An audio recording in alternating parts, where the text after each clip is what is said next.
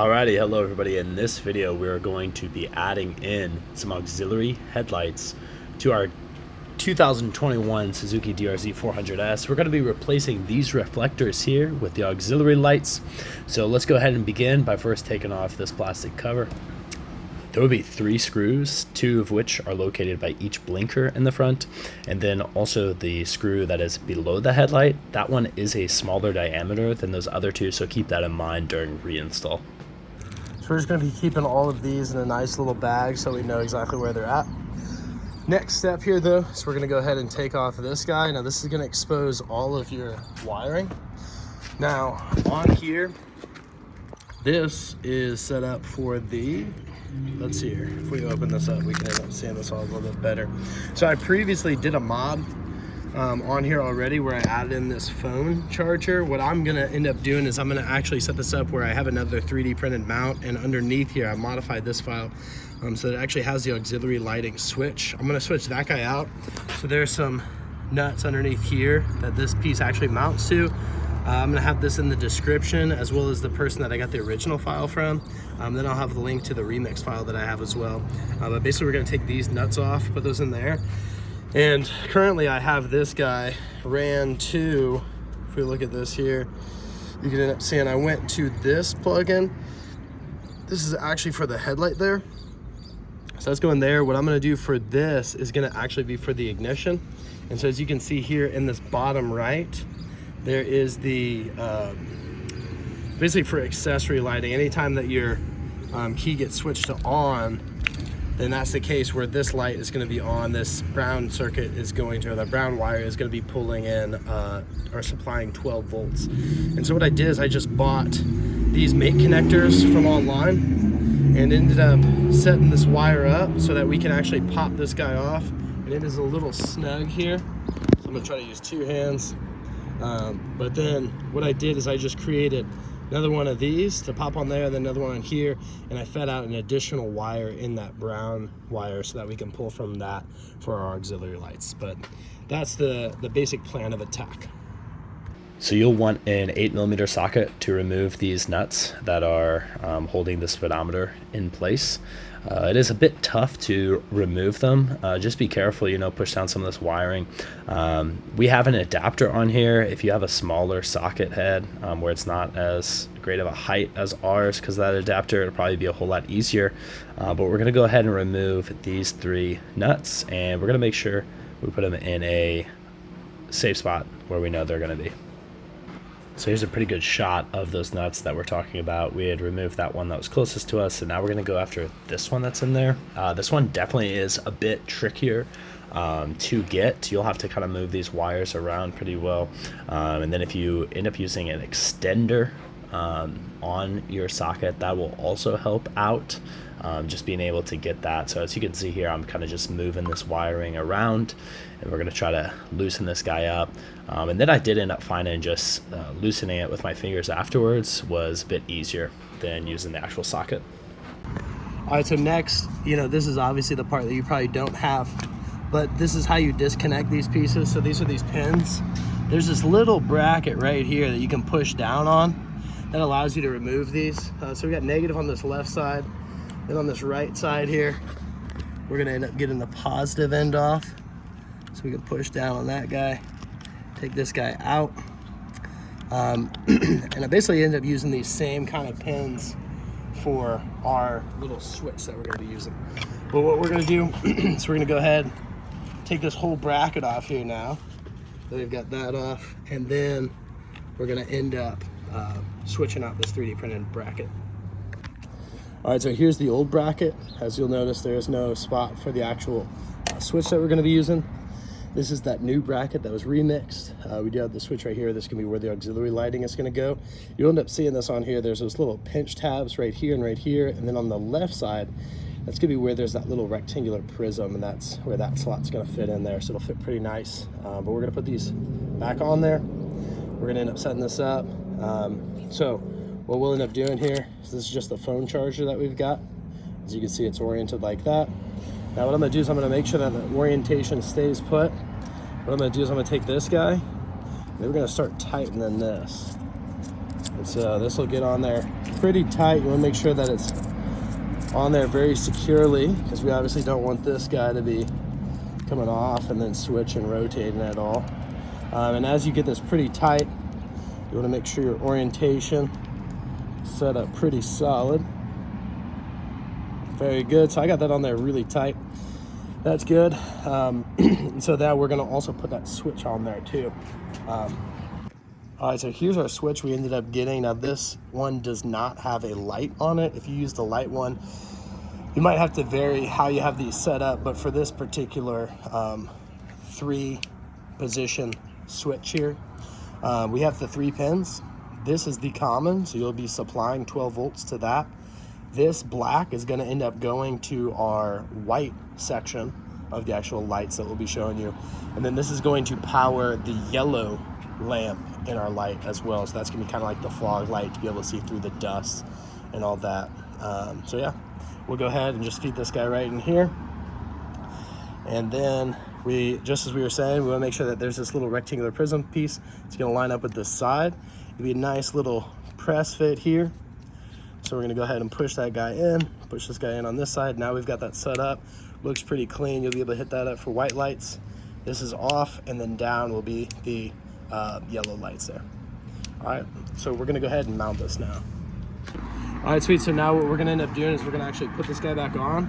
I'm going to make sure that I feed these wires. I'm going to actually feed them underneath this. That's what I'm going to do. And then what we're going to do is we're going to go ahead and line this up. So these brackets here, you're going to want to make sure that those line up with basically all three of these holes should line up with those points on the speedometer. I'm going to put this one in first just because of how close we are here. And then we're going to put in the rest of those. All right, perfect. So next what we're going to do is we're going to take these guys off so we can mount on the lights. I'm going to take this front Fender well off of there though, right underneath here. As long as you got the stock bolts, these should be 8mm. For me, I did switch these out, so I actually have one that's 10mm. But what I'm going to do is I'm going to go ahead and take off this 8mm one, and then we're going to get the rest of it. See? Okay, so now got that fender well off. This is our guy. We're going to take these off and basically attach our lights to this. One of the other things I do want to mention, good grounding point is right here. So this is for my actual phone charger. I just sent it in between there. We're gonna do the same thing with this guy over on this side. All right, so this guy, 8mm socket. We did put in the extender on here. We might have to, oh, there we go. So I'm just gonna take these guys off. Perfect. So you get in the other side as well now. So these are the items we picked up. We got the item numbers on there. This is just from Ace Hardware. We got quantities as well as the price. We're gonna end up seeing what all we use in terms of this, so we'll let you know if there's anything you don't need. So we end up getting this guy. It's just a socket head screw. M4 by 0.7 pitch by, I think it's about 20mm or 25mm in length. What we got in there, I'm no expert by any means in terms of what all to use for this, but what I did, small washer, lock washer, then we got a big fender washer just for M4. It's M5, I think we went with a size bigger. But then now what we're gonna end up doing is we're gonna take this light. Now in terms of this light, this is where the bottom should be. If you have this on the bottom, then your yellow fog light is gonna end up being on the top. And so what we're gonna do is there's a particular way to orient this. If you have it set up like this, then that screw will go all the way through there too. So it won't be limited. And so we're gonna send it right through there. And then what you can do is you can get an M4 Allen key. Now I'm just gonna tighten this by hand at first here. But what we also picked up at the hardware store there was an M4 Allen key. And so we've got that guy right here. And we're gonna end up sending this guy through there. Now, what I think we might have just ran into an issue with is actually running into that sidewall. So I had to orient that ever so slightly forward. And then now we're just gonna end up tightening this guy. We're gonna make sure that it gets on there pretty tight. We're gonna also have to make sure that we make some adjustments probably tonight whenever we go to test this out. But we'll be showing you, what it looks like with and without, what it looks like with the yellow, what it looks like with the white light, so you can test that. Another thing that I'm gonna do is I'm gonna pop inside with this And I'm gonna actually check just to make sure that this guy still works, because there is some wiring in there that we might have passed, we might have ran into. So we're just gonna make sure everything works on this guy pretty well before we mount it. Sweet, so now we just set up the other side. Once again, you got your bolt, then you've got fender washer, small washer, lock washer, fender washer again. Then we're gonna end up running this guy. Remember, this needs to stay on the bottom, so we're gonna end up running in just like this. And then we need to make sure that this nut in here is lined up with the center there. And so now what we can end up doing is, I'm gonna kind of rest this on my leg here. We can make sure that that bolt's lined up. Just gonna hand tighten it here first to make sure that it's in there. And then now we can start sliding it so that it's actually in that point where it'll go through the actual light itself. So it appears that that is it right there. Then what we're gonna do just once again is we're gonna run this just to make sure everything's good to go. So we're gonna tighten this. All right, so now what we're gonna do is just go ahead and tighten all these guys. Alrighty, perfect. So this is that actual pin. Now, this is how we created this. As you can see, this is the orientation on the top here. The bottom left, or sorry, the bottom right actually has 2 pins coming out. So all these wires are just feeding into this next pin, so that basically we don't have to splice into the factory wiring. What I'm gonna do is I'm gonna plug this guy in, and so we can literally go in here right now, and I'm gonna find the male or the female section. We're gonna set this guy up, plug that in. Then we're also going to find this other section here. We're gonna plug this guy in now. And so now what we've got is, we've got another plug in here that's being sent out. Now in here there is a 10 amp fuse. And so we just wired this guy up. This is going into that common port of our switch. And so now what we're gonna do, since we just basically soldered those together, we're going to end up pinching these using these pliers, and we're gonna actually heat shrink this so that then we get a nice solid weatherproof connection to this. All right. Okay, so here we end up putting the heat shrink on there. We're gonna end up taking these 2 black wires that are coming from our lights. We're gonna twist these guys together. We're gonna also end up hitting this with some solder. After we've hit it with the solder, we're going to end up bending this back, and then we're gonna apply that heat shrink wrap on this so that we know that everything is pretty solid here. Okay, so now we ended up putting both of those red to the black of our controller. The controller switch. So both of these red are coming from the light, and the black is going to the controller switch. Just one more time here. We're trying to put these guys together pretty nicely so that then we can slide over this heat shrink. And then now we can end up hitting this with the lighter. Okay, so now we're gonna try to hit this just one more time here, get all that shrunk real nice, perfect, that looks good. So now last step, we're gonna add in these 2 yellows. As we said before, the white is the strobe setting, so we're not gonna actually wire that one up. I will keep that in there though, just not gonna have it wired because I don't wanna have the strobe setting. I wanna set that up so that we have a momentary switch. And so this yellow part, this is the last one. So these yellow wires, once again, this is gonna be like the fog lamp setting, where it'll bring the yellow light, which is really good for being able to go through, being able to shine through dust and fog. So we're gonna end up using that, and we're gonna connect that to our actual yellow wire here from the switch. And so this guy's coming in right here. So yellow from the switch goes to the yellow wires on the lights. And then what I'm gonna do here is I'm gonna try to get these guys wound together. And then what I'm gonna do is I'm gonna wrap these guys around this switch here.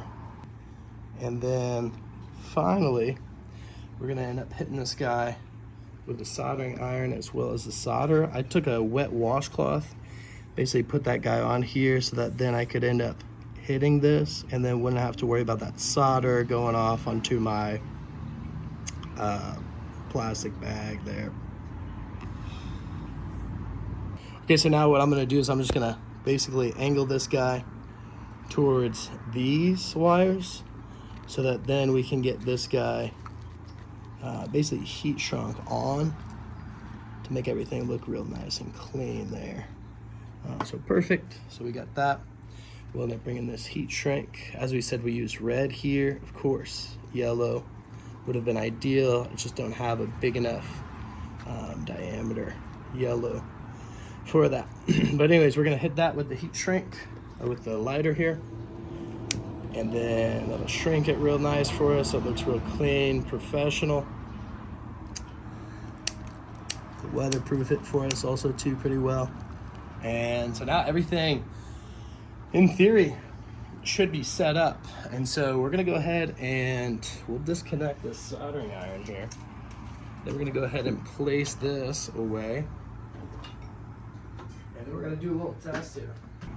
So what we also ended up doing here is we did end up adding in some cable ties, just to kind of clean everything up. We then ended up shooting this back through here, got it up at the top, and then what I ended up doing up here is also hit it with a zip tie, just to make sure that all this cable, we had some solid cable management there. Sweet, so we now have the DRZ started up. Since we got all the wiring ready to go, we've got our first setting here, which is gonna be our white low beams. And then if I go back up, we'll go to off, and then that third position, the very top one, which is setting 2, we've got the yellow high beams there. So pretty excited. We're gonna be taking this off-roading with us up in Sedona, Flagstaff, also Page, so we'll get some cool video footage of this. But that is how you can end up adding in these auxiliary lights to your DRZ400S.